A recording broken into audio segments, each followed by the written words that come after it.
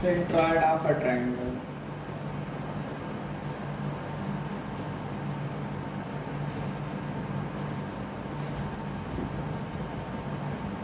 त्रिभुज का केंद्रक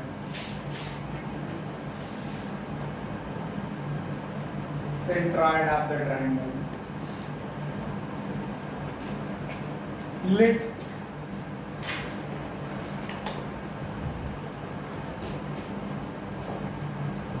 x1 y1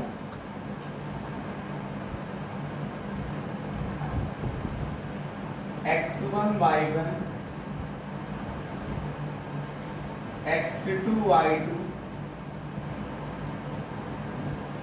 and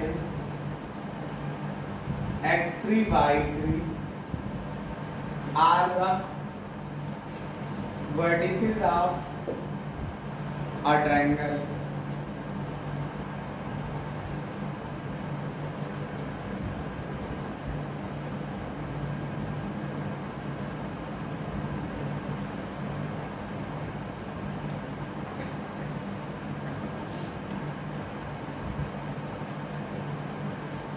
मैंने कहा माना x1 y1 x2 y2 और x3 y3 क्या है? वर्टिसेस ऑफ द ट्रायंगल, मतलब त्रिभुज के शीर्ष हैं।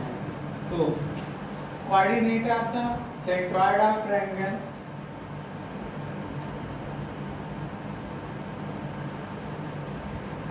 तो त्रिभुज के केंद्रक के निर्देशांक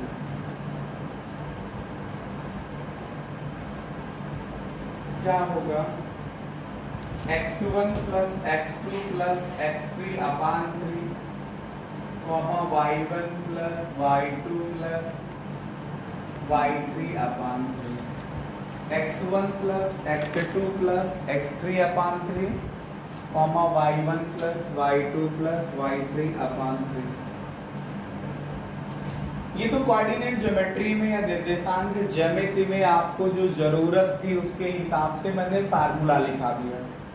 आइए इसका मतलब समझते हैं कि सेंट्रॉइड होता क्या है, त्रिभुज का केंद्रक होता क्या है।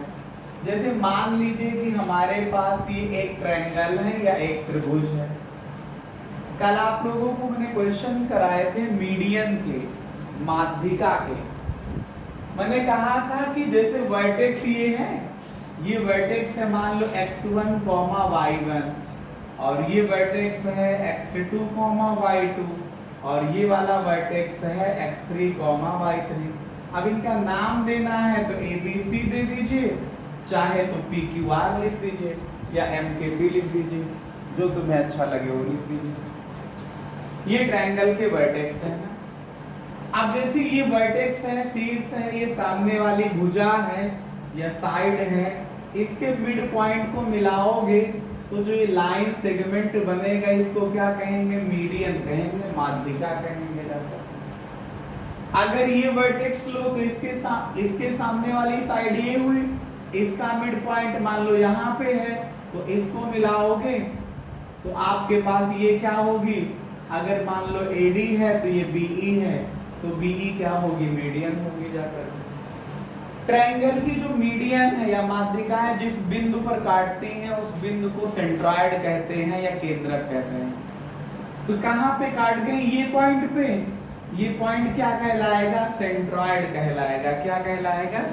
सेंट्रॉइड कहलाएगा या केंद्रक कहलाएगा। इसका एक खासियत है कि जो अगर AG अनुपात GD देखेंगे तो ये 2:1 आएगा, 2:1 आएगा, 2:1 आएगा। ये कितना होगा? 2, तो ये कितना होगा? 1। तो वही सेक्शन फार्मूले से आप जो है इसका कोऑर्डिनेट ये निकाल सकते हैं। देखो कैसे। अब बताइए D का कोऑर्डिनेट क्या आएगा? इन दोनों का मिड पॉइंट है ना D, तो क्या आएगा? x2 plus x3 upon 2 और y2 plus y3 upon 2, y2 plus y3 upon 2। ठीक है। अगर हमारे पास है यहाँ पे क्या? G is centroid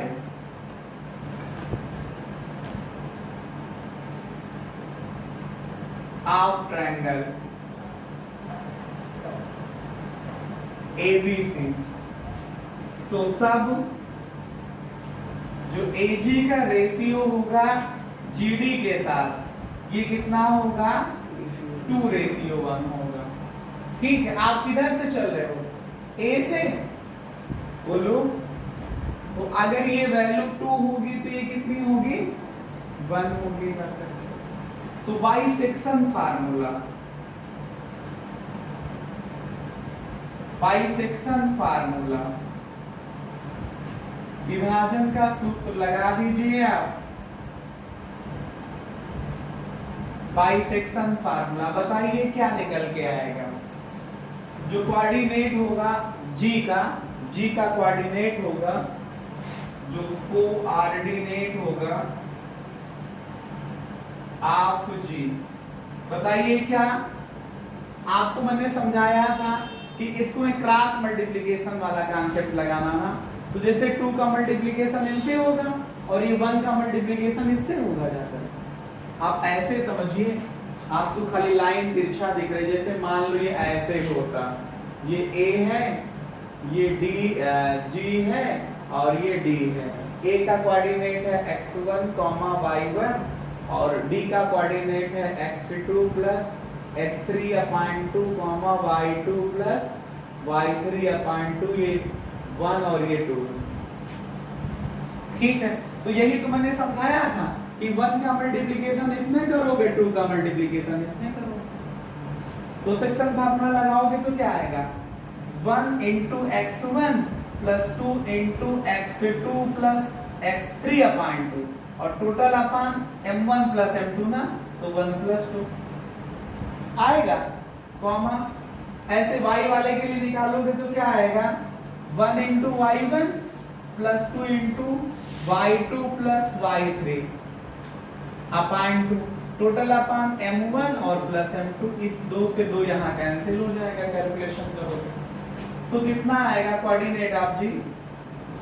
x1 को 1 से मल्टीप्लाई करोगे x1 आएगा, प्लस कितना बचा x2 प्लस x3 अपान 1 प्लस 2 मतलब 3, कॉमा। ये y1 आया, प्लस कितना है y2 और प्लस y3 अपान में कितना 3।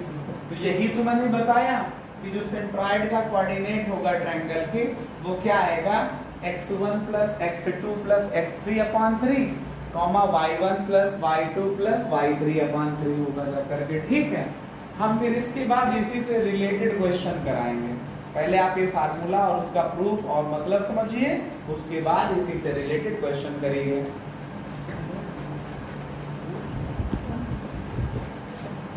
y2 और x3 y3, उसके बाद क्या निकालेंगे सेंट्रॉइड, या कोई दूसरा तरीका अप्लाई करते हैं तो ठीक है, समझ रहे हो। तो जैसे मान लेते हैं कि हमारे पास कोई ऐसा ट्रायंगल है, बात को समझिए ध्यान से। कंसीडर करते हैं कि हमारे पास कोई ऐसा ट्रायंगल है जिनकी साइड के मिड पॉइंट पता है, जिनकी साइड के मिड पॉइंट पता है। तो थोड़ी देर के लिए आप समझिए इसको। जैसे एक BC का मिड पॉइंट D था, AC का मिड पॉइंट हमारे पास आएगा x1 plus x3/2, y1 plus y3/2 और AB का जो मिड पॉइंट है, AB का जो मिड पॉइंट है वो F मान लो। तो इसका कोऑर्डिनेट क्या आएगा x1 plus x2/2, x1 plus x2/2, y1 plus y2/2। ये हमारे पास क्या है, ये मिड पॉइंट है। ठीक है, क्या जो हमारे पास दिया है, मान लो क्वेश्चन के हिसाब से मैं कंसीडर ये कर लूं कि किसी भी ट्रायंगल के साइड के मिड पॉइंट दिए हैं, मध्य बिंदु दिए हैं, भुजाओं के मध्य बिंदु दिए हैं। तो अगर हम लेट कर लें कि D, E and F are midpoints. Let D, E and F are midpoints.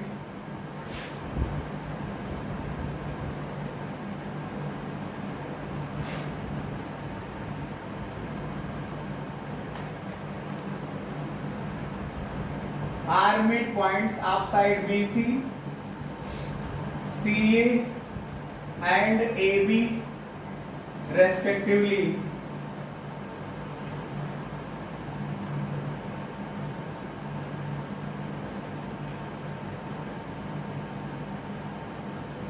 हमने कंसीडर कर लिया कि माना DEF क्या है, D जो है BC का मध्य बिंदु है, E जो है AC का है, और जो आपके पास ये F दिख रहा है ये किसका है, AB का मध्य बिंदु है, ठीक है, मिड पॉइंट। अभी मैंने आपको सेंट्रॉइड निकालना समझाया, क्या बताया कि अगर आपके पास ट्रायंगल के वर्टेक्स पता है, एक वर्टेक्स या एक शीर्ष x1 y1 है, दूसरा x2 y2 है, तीसरा x3 y3, तो सेंट्रॉइड का फार्मूला लिखना x1 plus x2 plus x3 upon 3, y1 plus y2 plus y3 upon 3। लेकिन अगर ट्रायंगल की साइडों के मिड पॉइंट पता होते, त्रिभुज की भुजाओं के मध्य बिंदु पता होते, तो क्या पहले हम इनके वर्टेक्स निकाल लेंगे, x1 y1, x2 y2, x3 y3, या कोई दूसरे तरीके से भी हम इसे हल कर सकते हैं। थोड़ा से हम इसको चाह रहे हैं कि आप लोग ये जो एब्सिसा है, इसकी एब्सिसा है और इसकी एब्सिसा है, इसको बाहर जोड़ते हैं। क्या x1 plus x2 plus x3 ही तो नहीं आ रहा है, जोड़ लेते हैं।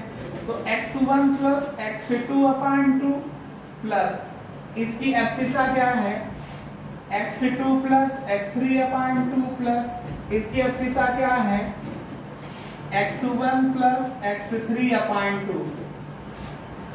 ये देखो 2 बार x1 हो रहा है, 2 बार x2 हो रहा है और 2 बार x3 हो रहा है, और बटे 2 जोड़िए, डिनोमिनेटर बराबर है, अंश बराबर है, तो हर सीधा जोड़ लेंगे हम लोग। तो x1 2 बार, x2 2 बार, x3 2 बार, और 2 से ही भाग है तो 2 तो कट जाएगा फिर। तो कुल मिला के अगर आप देखें तो यार x1 plus x2 plus x3, हमको यही तो चाहिए था कि x1 plus x2 plus x3 बटे 3 चाहिए, तो ये बटे 3 मैं यहां से ही कर लेता।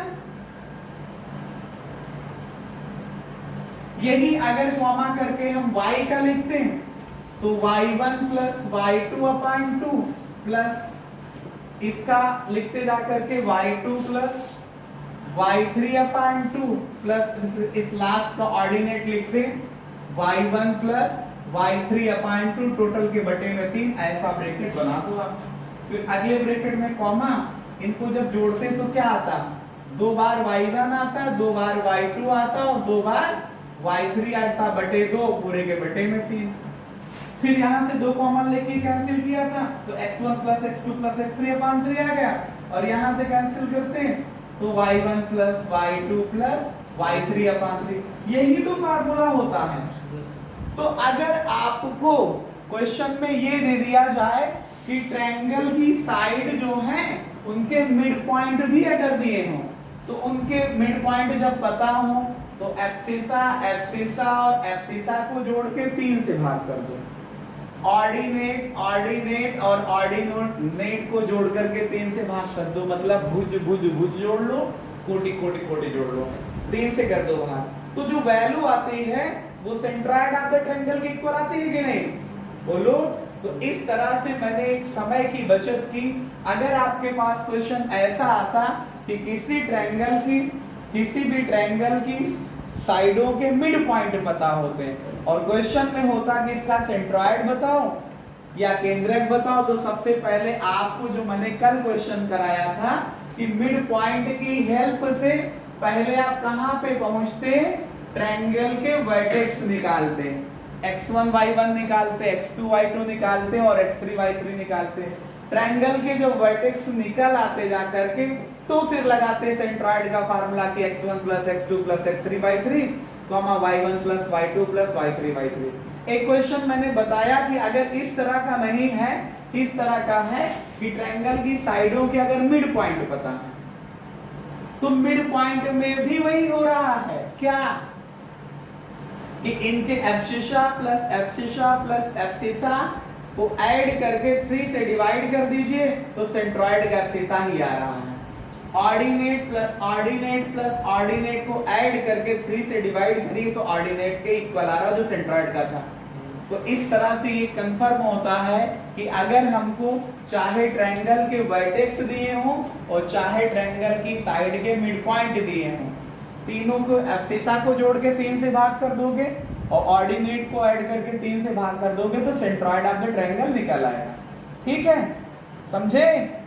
हाँ, बहुत कम लोग जानते हैं इसको।